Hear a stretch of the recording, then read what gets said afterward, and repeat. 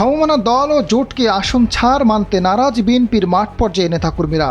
দলের বিক্ষুব্ধ নেতারা স্বতন্ত্র প্রার্থী হওয়ার ঘোষণা আগেই দিয়েছিলেন। এতে মিত্র দলের নেতারা অসন্তোষ প্রকাশ করলেও বিএনপির শীর্ষ নেতারা বলেছেন সবকিছু ঠিক হয়ে যাবে। এরই মধ্যে অনেকগুলো আসন থেকে মনোনয়ন ফর্ম তুলেছেন বিদ্রোহী বিএনপির নেতারা, যা চরম বিপাকে ফেলেছে মিত্র ও দলের অন্যান্য প্রার্থীদের। ব্রাহ্মণবাড়িয়ার 2 আসন থেকে বিএনপির আন্তর্জাতিক বিষয়ক সম্পাদক রুমিন ফারহানা স্বতন্ত্র প্রার্থী হিসেবে নির্বাচন করার ঘোষণা দিয়ে মনোনয়নপত্র তুলেছেন। মাওলানা জুনায়েদ আল হাবিবকে এই আসনে বিএনপি প্রার্থী দিয়েছে। নারায়ণগঞ্জ 4 আসনটি জমিয়াতে ইসলামে নারায়ণগঞ্জ জেলা সভাপতি মুফতি মনির হোসেন কাশেমীকে ছেড়েছে বিএনপি। তবে বিএনপি নেতা শিল্পপতি মোহাম্মদ শাহ আলম স্বতন্ত্র নির্বাচন করবেন বলে জানিয়েছেন। নীলফামারী 1 আসনে জমিয়াতের মহাসচিব মাওলানা মঞ্জুরুল ইসলাম আফিন্দি নির্বাচন করবেন।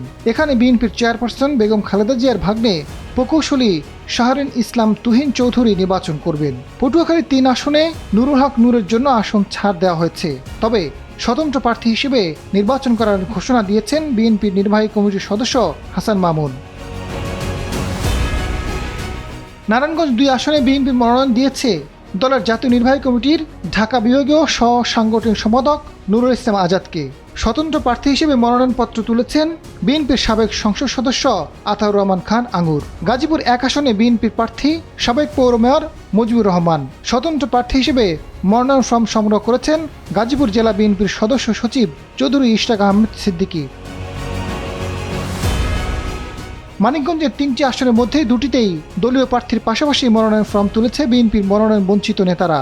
মানিকগঞ্জ 1 আসনে বিএনপি প্রার্থী SA জিন্নাহ কবির, বিদ্রোহী হিসেবে খন্দকার আকবর হোসেন বাবলু মনোনয়নপত্র সংগ্রহ করেছেন। মানিকগঞ্জ 3 আসনে বিএনপি মনোনীত প্রার্থী জেলা বিএনপির আহ্বায়ক আফরোজা খান রিতা। তিনি ইতিমধ্যে মনোনয়ন ফর্ম সংগ্রহ করেছেন। এছাড়া ফর্ম নিয়েছেন জেলা বিএনপির সাবেক সহসভাপতি আতাউর রহমান খান আতা। মুন্সিগঞ্জ 3 আসনে বিএনপির প্রার্থী কামরুজ্জামান রতন। একই আসনে মনোনয়নপত্র সংগ্রহ করেছেন ইফতেখার আলম রিপন। আজাদ ফারুক, সময়ের আলো।